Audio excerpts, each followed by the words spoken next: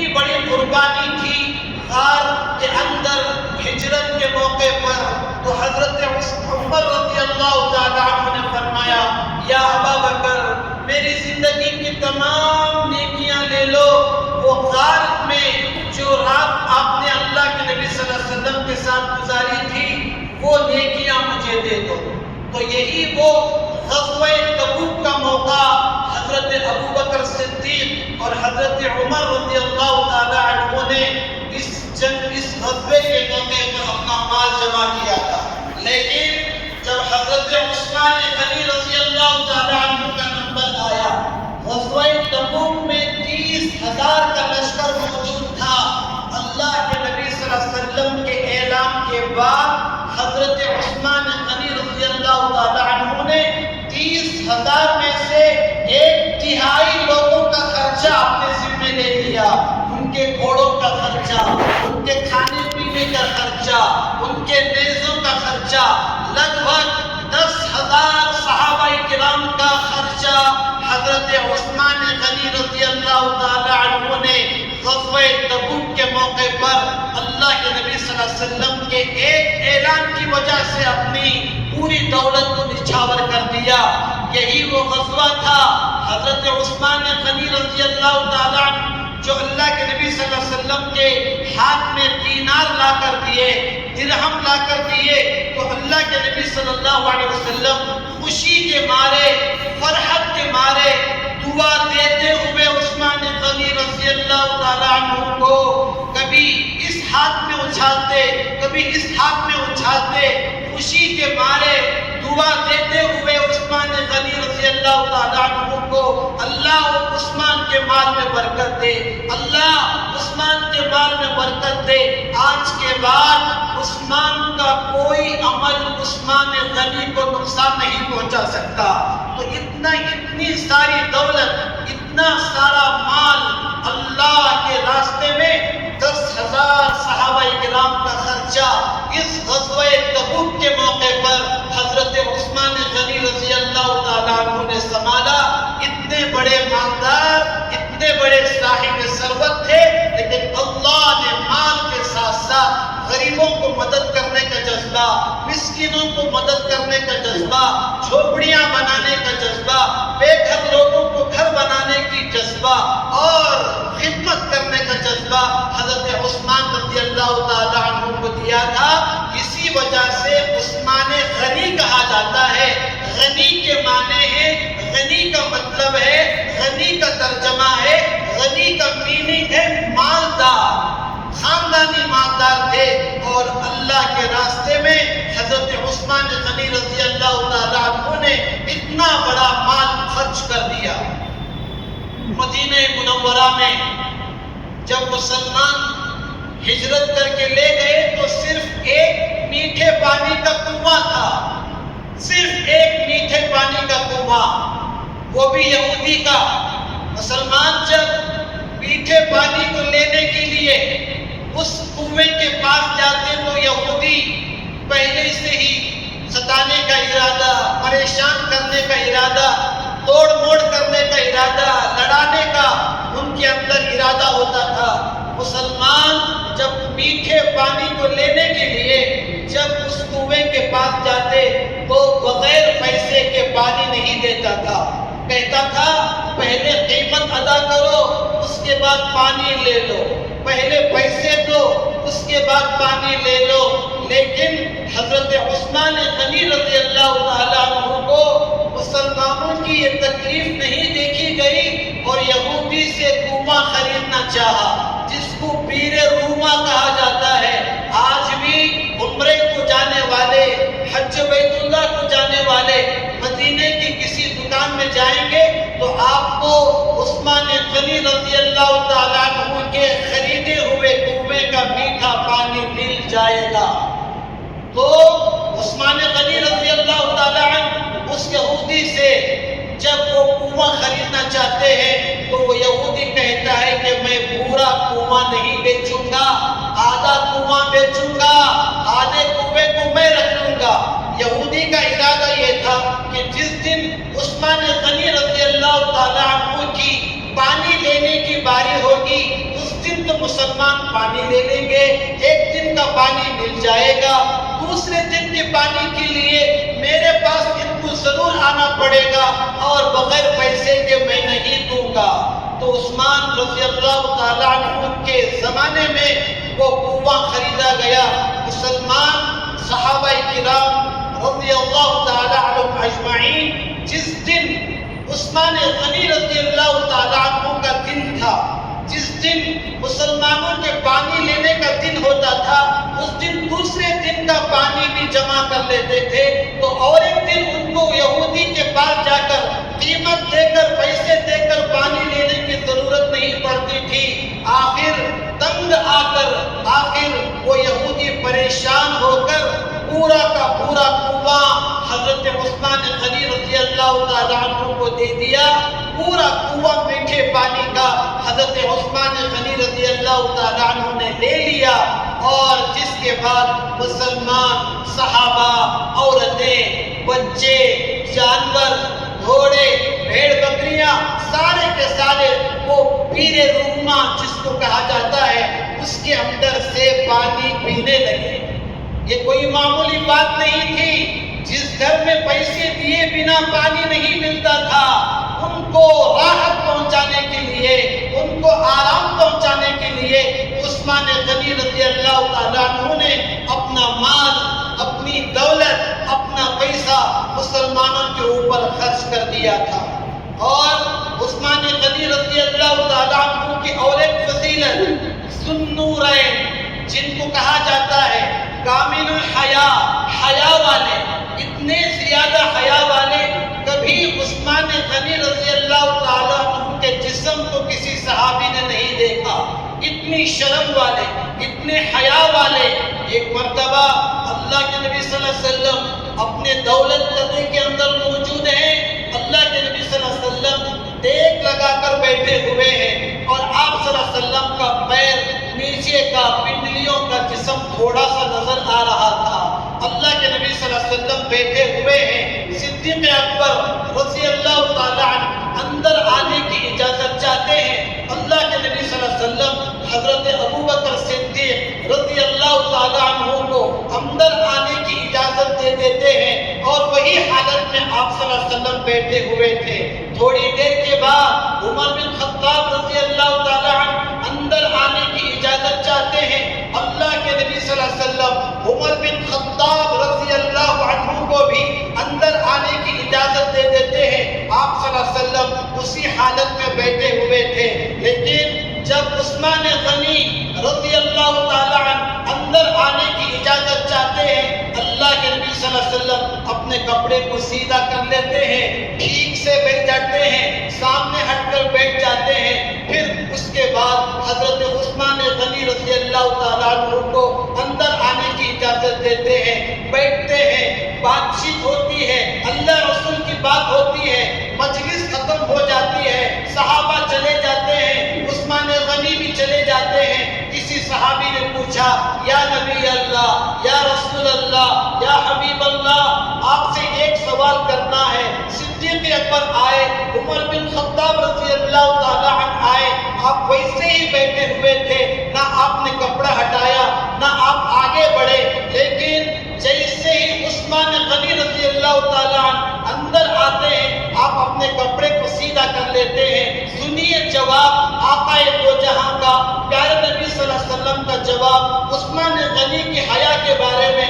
عثمان غنی کی غیرت کے بارے میں، ان کی شرم کے بارے میں فرمایا۔ اللہ کے نبی صلی اللہ علیہ وسلم نے جس صحابی سے فرشتے شرم کرتے ہو، میں ان سے شرم کیوں نہ کروں؟ میرے عثمان سے فرشتے حیا کرتے ہیں، میرے عثمان سے جبرائیل شرم کرتے ہیں، میرے عثمان سے میکائیل شرم کرتے ہیں، میرے عثمان سے اسرائیل حیا کرتے ہیں، تو محمد صلی اللہ علیہ وسلم کی شرم کیوں نہ کرے، حیا کیوں نہ کرے؟ اتنے زیادہ حیا والے، اتنے زیادہ شرم والے تھے۔ تو آپ صلی اللہ علیہ وسلم کے صحابہ میں حضرت عثمان غنی رضی اللہ تعالیٰ عنہ کا بہت بڑا مقام ہے، جس کی ایک فضیلت یہ ہے، ذو النورین۔ ذو النورین کے معنی دو نور والے، دو نور والے، دو روشنی والے۔ ذو ذوالنورین اس لیے کہا جاتا ہے، اللہ کے نبی صلی اللہ علیہ وسلم نے اپنی ایک بیٹی کو رقیہ کو ان کی نکاح میں دیا، اور ان کے انتقال کے بعد اپنی دوسری بیٹی حضرت ام کلثوم رضی اللہ تعالی عنہ کو بھی عثمان غنی رضی اللہ تعالی عنہ کی نکاح میں دیا۔ یہ فضیلت تاریخ میں جب سے دنیا شروع ہوئی ہے آج تک کسی نبی کی دو بیٹیاں کسی کی نکاح میں نہیں آئی، کسی نبی کی دو لڑکیاں، دو صاحبزادیاں کسی صحابی کی نکاح میں نہیں آئی، صرف حضرت عثمان غنی رضی اللہ تعالی عنہ کی نکاح میں دو لخت جگر، اللہ کے نبی صلی اللہ علیہ وسلم کے دل کے دو ٹکڑے اللہ کے نبی صلی اللہ علیہ وسلم نے آپ کی خدمت میں پیش کیا۔ ایک کے انتقال کے بعد دوسرے سے نکاح کیا، دوسری کا انتقال ہوا تو فرمانے لگے اگر میری 100 بیٹیاں میں ہوتی تو میں عثمان کو دے دیتا۔ اتنی محبت، اتنی زیادہ چاہت، اتنی زیادہ پیار حضرت عثمان غنی رضی اللہ تعالی عنہ سے اللہ کے نبی صلی اللہ علیہ وسلم فرمایا کرتے تھے۔ تو یہ ذوالنورین کا لقب اور ایک لقب اور ایک سند اور ایک ٹائٹل ان کو ملا، ذوالہجرتین، 2 بار ہجرت کرنے والے، 2 مرتبہ مکے کو چھوڑنے والے، تکلیفوں کی وجہ سے، کفاروں کی تکلیف کی وجہ سے، آرام سے عبادت کرنے کے لیے، سکون سے تہجد پڑھنے کے لیے، سکون سے قرآن پڑھنے کے لیے، مکہ چھوڑنے کے لیے 2 مرتبہ ہجرت کرنے والے تھے۔ ایک مرتبہ اپنی اہلیہ کے ساتھ حبشہ کی ہجرت فرماتے ہیں اور حبشہ میں جا کر عبادت میں اور اللہ کے راستے میں جہاد کرنے میں اور اللہ کے راستے میں اپنی زندگی گزارتے رہتے ہیں۔ کوئی آ کر ان کو جھوٹی خبر دیتا ہے مکے کے حالات اچھے ہو گئے، مکے والوں نے مسلمانوں کو ستانا چھوڑ دیا، آپ مکے کو دوبارہ چلے جائیے۔ تو اس جھوٹی خبر کو سچی مانتے ہوئے حضرت عثمان رضی اللہ تعالی عنہ اپنی اہلیہ مبارکہ کو لے کر مکے کو آتے ہیں اور مکے کو آ کر دیکھتے کیا ہیں، حالات نہیں بدلے، وہی ظلم، وہی ستم، وہی مار پیٹ، وہی ستانا مکے میں جو پہلے تھا ہجرت سے پہلے وہ آج بھی موجود ہے۔ تو مکے کو آنے کے بعد یہ حالات جب ان کے سامنے آئے تو ایک تو ہو گئی پہلی ہجرت حبشہ کی، دوسری ہجرت کرتے ہیں مدینہ منورہ کی۔ مدینہ منورہ کی ہجرت کو دوسری ہجرت کہا جاتا ہے۔ وہ حضرت عثمان غنی رضی اللہ تعالی عنہ 2 مرتبہ ہجرت کرنے والے صحابی، 2 نور والے صحابی، اتنے بڑے مقام اور اتنے بڑے مرتبے والے صحابی ہیں۔ آج مسلمانوں کو صحابہ کی سیرت پڑھنے کی ضرورت ہے۔ آج ہم لوگ امام حسین کے بارے میں جانتے ہیں لیکن عثمان غنی رضی اللہ تعالیٰ عنہ کے بارے میں نہیں جانتے۔ ہمیں ضروری ہے کہ ہم صدیق اکبر کے حالات کا مطالعہ کریں، کیا کیا خوبیاں دیے، کیا کیا قربانیاں دیے، اللہ کے راستے میں اپنے آپ کو، مال کو قربان کیا۔ عمر بن خطاب کے بارے میں پڑھیے، کتابیں لیجئے، صحابہ کی ہسٹری پڑھیے، صحابہ کی تاریخ پڑھیے، ایمان تازہ ہوگا، ایمان کے اندر طاقت پیدا ہوگی، ایمان کے اندر قوت پیدا ہوگی۔ ان کے اخلاق، ان کی عبادت، ان کی سخاوت، ان کی دلیری، ان کی حیا، ان کی شرم، ان کی غیرت ہمارے اندر پیدا ہوگی۔ میرے بھائیوں، ہم لوگ ان کی سیرتوں کو، ان کی تاریخ کو پڑھنے کی کوشش کیجئے۔ عثمان غنی رضی اللہ تعالیٰ عنہ اسی مہینے کی 18ویں تاریخ کو شہید ہوئے ہیں۔ اتنا بڑا مقام۔ صلح حدیبیہ کو آپ یاد کیجئے، 1400 صحابہ کو لے کر عمرہ کرنے کے مقصد سے اللہ کے نبی صلی اللہ علیہ وسلم مکہ روانہ ہوتے، 1400 صحابہ، لیکن مکے والوں کو پتہ چل گیا کہ صحابہ اور مسلمان مدینہ چھوڑ کر مکہ آ رہے ہیں۔ تو ان کے دماغ میں یہ آیا کہ جنگ کرنے کے لیے آ رہے ہیں، لڑائی کرنے کے لیے آ رہے ہیں۔ تو حدیبیہ ایک جگہ کا نام ہے، وہاں پر مکے کے کافر آ کر کھڑے ہو گئے، تم لوگ مکے میں داخل نہیں ہو سکتے، تم لوگ عمرہ نہیں کر سکتے، اس سال واپس چلے جاؤ، آئندہ سال دیکھا جائے گا۔ تو صحابہ کرام نہ آگے بڑھتے ہیں نہ پیچھے ہٹتے ہیں، اللہ کے نبی صلی اللہ علیہ وسلم نے فرمایا احرام کھول دو۔ صحابہ کو کیا گزری ہوگی، جو مکے میں پیدا ہوئے اسی بستی میں جانے نہیں دیا جا رہا ہے اور احرام کھولنے کے لیے حکم دیا جا رہا ہے۔ اللہ کے نبی صلی اللہ علیہ وسلم نے فرمایا صحابہ احرام کھول دو، اللہ تمہیں عمرے کا ثواب دے گا۔ یہ نبی کی زبان ہے، اللہ کے رسول نبی صلی اللہ علیہ وسلم کے حکم کی وجہ سے صحابہ نے احرام کھولا۔ تو حضرت عثمان غنی رضی اللہ تعالی عنہ کو سفیر بنا کر اللہ کے نبی صلی اللہ علیہ وسلم نے مکہ بھیجا کہ عثمان آپ اکیلے مکہ جائیے، مکہ جا کر مکے والوں سے بات کیجئے، ان کو کہیے کہ ہم لڑائی کرنے کے لیے، جنگ کرنے کے لیے نہیں آ رہے تھے، ہم عمرہ کرنے کے لیے آ رہے تھے۔ عثمان غنی رضی اللہ تعالی عنہ اللہ کے نبی صلی اللہ علیہ وسلم کے حکم کی وجہ سے سفیر بنا کر مسلمانوں کے مکہ جاتے ہیں۔ یہاں پر آپس میں ایمان والے صحابہ باتیں کرنے لگے، کیا خوش نصیب ہے عثمان، سب سے پہلے عمرہ کر لیں گے، سب سے پہلے مکہ دیکھ لیں گے، سب سے پہلے کعبے کی زیارت کر لیں گے، حجر اسود کا بوسہ دے لیں گے، مقام ابراہیم پر نماز پڑھ لیں گے۔ کتنا خوش نصیب ہے عثمان کہ ہم سب سے پہلے عثمان مکے میں جا رہے ہیں، عمرہ کرنے والے ہیں۔ اللہ کے نبی صلی اللہ علیہ وسلم کو اتنا زیادہ بھروسہ تھا عثمان غنی رضی اللہ تعالیٰ عنہ کے اوپر، اللہ کے نبی صلی اللہ علیہ وسلم نے فرمایا میرے بغیر عثمان عمرہ نہیں کرے گا، میرے بغیر عثمان طواف نہیں کریں گے۔ جب مکے والوں نے کہا آپ آئے ہو سفیر بن کر، آپ سب سے پہلے عمرہ کر لیجئے، طواف کر لیجئے، بعد میں بیٹھ کے بات کریں گے، عثمان غنی رضی اللہ تعالیٰ عنہ کے دل میں اللہ کے نبی صلی اللہ علیہ وسلم کی محبت اتنی زیادہ تھی، اتنی زیادہ تھی کہ عثمان غنی رضی اللہ تعالیٰ عنہ نے فرمایا کہ میں میرے نبی کے بغیر عمرہ نہیں کروں گا، میں میرے نبی کے بغیر طواف نہیں کروں گا۔ اور اس طریقے سے اللہ کے نبی صلی اللہ علیہ وسلم کے بغیر انہوں نے عمرہ نہیں کیا، انہوں نے طواف نہیں کیا۔ قرآن کو جمع کرنے والے عثمان غنی رضی اللہ تعالیٰ عنہ،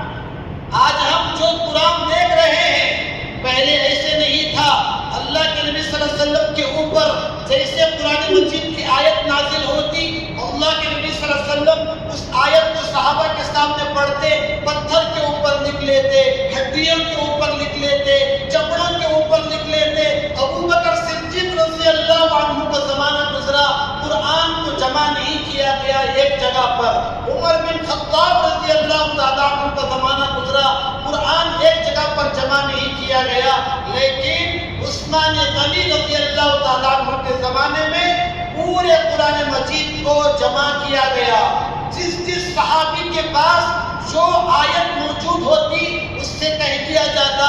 دو گواہ لے کر آیت لے کر آنا، تاکہ دو گواہ آ کر کہیں کہ میں گواہی دیتا ہوں، میں شہادت دیتا ہوں کہ یہ آیت اللہ کے نبی صلی اللہ علیہ وسلم کے اوپر نازل ہوئی، اللہ کے نبی صلی اللہ علیہ وسلم نے ان کو لکھنے کے لیے کہا، میں گواہ دیتا ہوں۔ اور ایک آدمی بھی کہتا ہے کہ میں گواہی دیتا ہوں۔ عثمان غنی رضی اللہ تعالیٰ عنہ کے زمانے میں پورے قرآن کو جمع کیا گیا، پورے صحابہ کرام کے پاس جو قرآن مجید موجود تھا وہ پورا کا پورا جمع کیا گیا اور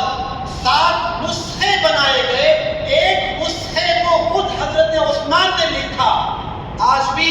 ترکی کے میوزیم میں موجود ہے۔ عثمان غنی رضی اللہ تعالیٰ عنہ کے ہاتھ کا لکھا ہوا قرآن مدینہ منورہ کے چھوٹے سے میوزیم میں جب آپ عمرہ کرنے کے لیے، حج بیت اللہ کرنے کے لیے جائیں گے تو وہاں پر بھی موجود ہے۔ تو قرآن جمع کرنے کا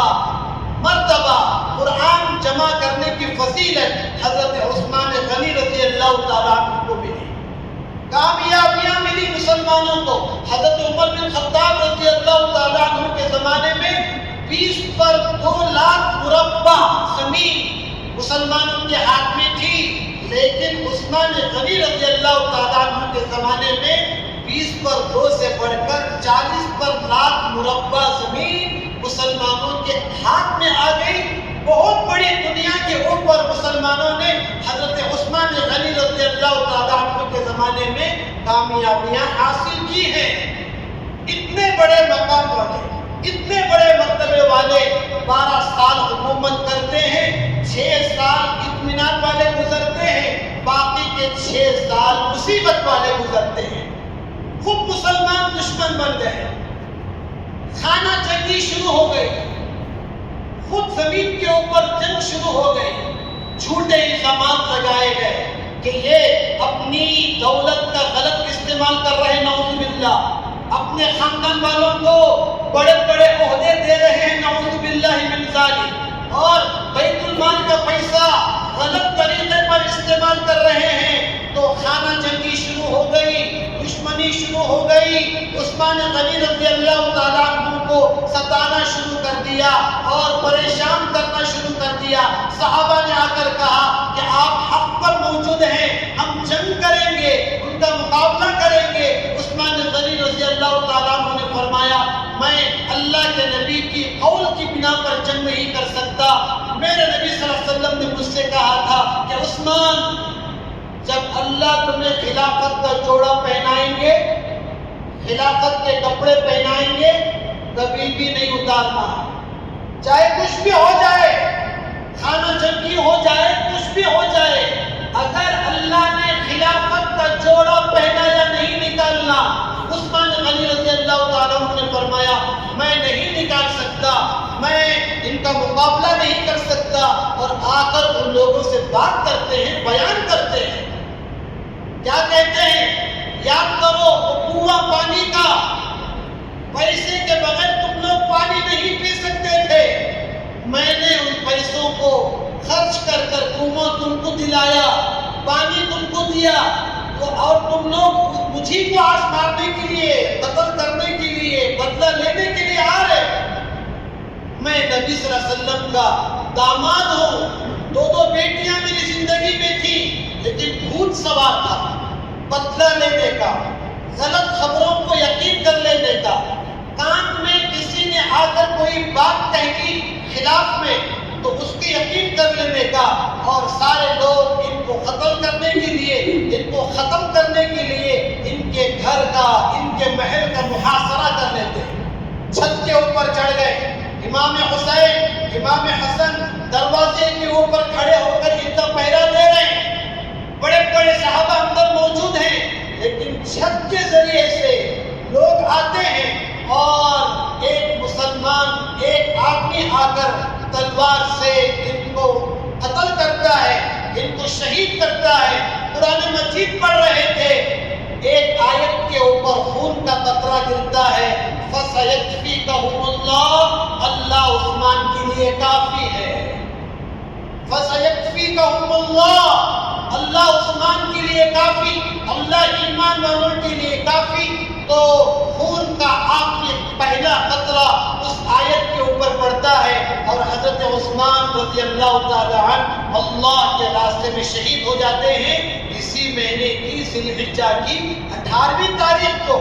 لہذا میرے بھائیوں، ان کی باتوں کو ہم نے جو سنا ہے، سخاوت کے بارے میں، شرم و حیا کے بارے میں، قرآن کے بارے میں، اور بہت ساری نیکیوں کے بارے میں، عبادت کے بارے میں، اللہ تعالیٰ ہم سب کو صحابہ کے نقش قدم پر چلنے کی توفیق عطا فرمائے۔ اللہ تعالیٰ ہم سب کو عثمان غنی رضی اللہ تعالیٰ عنہ جیسی سخاوت، ان کی جیسی دلیری، ان کی جیسی بہادری، ان کی جیسی غیرت، ان کا جیسا تقویٰ، ان کی جیسی طہارت اللہ تعالیٰ ہم سب کے اندر نبی کی محبت، ایمان والے کی محبت ہم سب کے اندر پیدا فرمائے۔ وآخر دعوانا ان الحمدللہ رب العالمین۔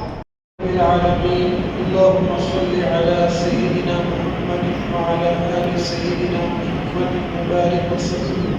ربنا آتنا في الدنيا حسنة وفي الآخرة حسنة وقنا عذاب النار۔ ربنا ظلمنا أنفسنا وإن لم تغفر لنا وترحمنا لنكونن من الخاسرين۔ يا اللہ معاف فرما، یا اللہ معاف فرما۔ ہر جمعہ، ہر نماز کے بعد آپ کے سامنے توبہ کرتے ہیں، گناہ چھوڑنے کا ارادہ کرتے ہیں، نمازوں کی پابندیاں کرنے کا ارادہ کرتے ہیں، یا اللہ پھر بھی اس وعدے کو توڑ دیتے ہیں، پھر بھی آپ رحم کرنے والے ہیں، گناہ کرنے کے باوجود، وعدہ توڑنے کے باوجود ایک دوست دوسرے دوست سے بات کرنا چھوڑ دیتا ہے، یا اللہ آپ وعدہ توڑنے کے باوجود ہمیں کھلاتے ہیں، پلاتے ہیں، اے اللہ صحت عطا فرماتے ہیں، تندرستی عطا فرماتے ہیں، اسپتالوں سے بچا کے رکھتے ہیں، بڑی بڑی بیماریوں سے بچاتے ہیں، اے اللہ مال دیتے ہیں، اے اللہ کبھی آپ نے ہمیں بھوکا نہیں سلایا، پیاسا نہیں سلایا،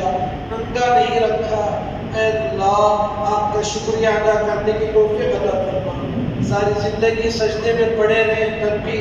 ایک نعمت کا شکریہ ادا نہیں کر سکتے، جانے والی سانس اس کا بھی شکریہ ادا نہیں کر سکتے، اے اللہ معاف فرما، پوری امت مسلمہ کو معاف فرما، اے اللہ ہم جانتے ہیں ہم کتنے بڑے گنہگار ہیں، اے اللہ گناہوں کے اندر ڈوبے ہوئے ہیں، جسمانی بیماریاں روحانی بیماریوں میں ہم مبتلا ہیں، اے اللہ ان ہاتھوں نے جو گناہ کیے ہیں، ان زبان نے جو گناہ کی ہے، ان آنکھوں سے جو نافرمانی ہوئی ہے، ان کانوں سے جو گناہ ہوئے ہیں، غیبت ہے، چغلخوری ہے، چاڑی لگانا ہے، اے اللہ تمام گناہوں سے ہم سب کی حفاظت فرما،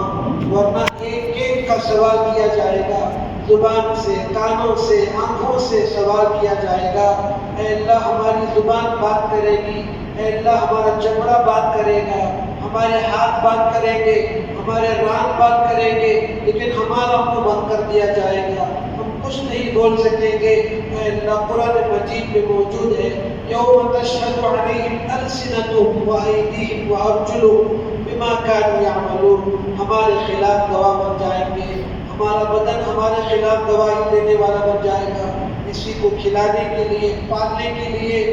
صحت مند رکھنے کے لیے دن رات محنت کرتے ہیں، اے اللہ ہمارے بدنوں کو جہنم کی آگ سے آزادی نصیب فرما، اے اللہ دنیا کی آگ برداشت نہیں کر سکتے، اے اللہ آخرت کی آگ جو دنیا کی آگ سے 70 گنا زیادہ ہے، اے اللہ جل جل کر اے اللہ کالی بن گئی ہے، اے اللہ کیسے ہم جا سکیں گے، بچا دے اللہ، اے اللہ ہر ہمیشہ جہنم سے بچنے کی دعا کرنے کی توفیق عطا فرما،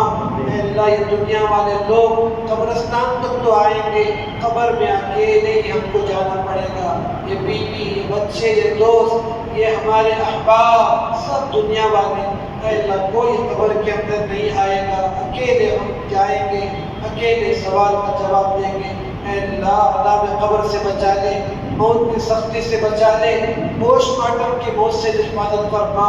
ایکسیڈنٹ کی موت سے حفاظت فرما، اے اللہ مردے کے اوپر ایک مکھی بیٹھتی ہے تو اتنی تکلیف ہوتی ہے، پوسٹ مارٹم میں چیرا جاتا ہے، ہاڑا جاتا ہے، کتنی تکلیف مردے کو ہوگی، بچا لے اللہ پوسٹ مارٹم کی موت سے، اے اللہ کلمے والی موت نصیب فرما، عبادت والی سجدے والی موت نصیب فرما، عمرے والی، حج بیت اللہ والی، روزے والی موت نصیب فرما، اے اللہ جو اسپتالوں میں بیمار ہیں، آئی سی یو میں ہیں، ایمرجنسی میں ہیں، پریشان ہیں، کھانا نہیں کھایا جاتا، پانی نہیں پیا جاتا، ناک سے پانی پیا جاتا ہے، کھانا پہنچایا جاتا ہے، گنجی کی شکل میں کھانا پہنچایا جاتا ہے، اے اللہ تمام کو صحت نصیب فرما، تندرستی نصیب فرما، اس مجمع میں ہمارے مسلیوں میں جو پریشان ہیں ان کی پریشانی کو دور فرما، اے اللہ ہمارے ایک اعلان کی وجہ سے مسجد کو چمٹا دیتے ہیں، خود پریشان ہیں، پھر بھی کوئی ساتھی خالی ہاتھ نہیں جاتا، مسجد کو چمٹا دیتے ہوئے جاتے ہیں، اے اللہ ہم اس محراب میں بیٹھ کر ان لوگوں کے لیے دعا کرتے ہیں، ان کی جانی مالی پریشانیوں کو دور فرمائیے، کاروبار میں خوب ترقی نصیب فرما، ان کے بال بچوں میں ترقی نصیب فرما، ان کے گھروں میں ترقی نصیب فرما، ہر پریشانی سے، بیماریوں سے، جادو سے، اے اللہ سحر سے، اے اللہ ہر قسم کے آسمانی زمینی بلاؤں سے ان کی حفاظت فرما، ہمارے بچوں کو نیک بنا، صالح بنا، متقی بنا، ہماری عورتوں میں پردہ نصیب فرما، تمام کے اندر عثمان غنی جیسی حیا نصیب فرما، پردہ نصیب فرما، غیرت پیدا فرما، ان کی جیسی سخاوت نصیب فرما، ان کی جیسا تقوی نصیب فرما، ان کی جیسی محبت نبی کے لیے ہم تمام کے اندر پیدا فرما، اے اللہ ہم تمام کو 5 گانا نمازی بنا دے، نمازی بنا دے، نمازی بنا دے۔ اے اللہ ایک نماز بھی ہماری نہ چھوٹے، قرآن مجید پڑھنے والا بنا دے، سچ بولنے والا بنا دے، آنکھوں کی حفاظت کرنے والا بنا دے، آنکھوں کے زنا سے ہم سب کی حفاظت فرما، ہمارے بال بچوں کی حفاظت فرما۔ اے اللہ جو بچے ہمارے جو کالجز میں پڑھ رہے ہیں، اسکولوں میں پڑھ رہے ہیں، خوب محنت کر کے آگے بڑھنے کی توفیق نصیب فرما،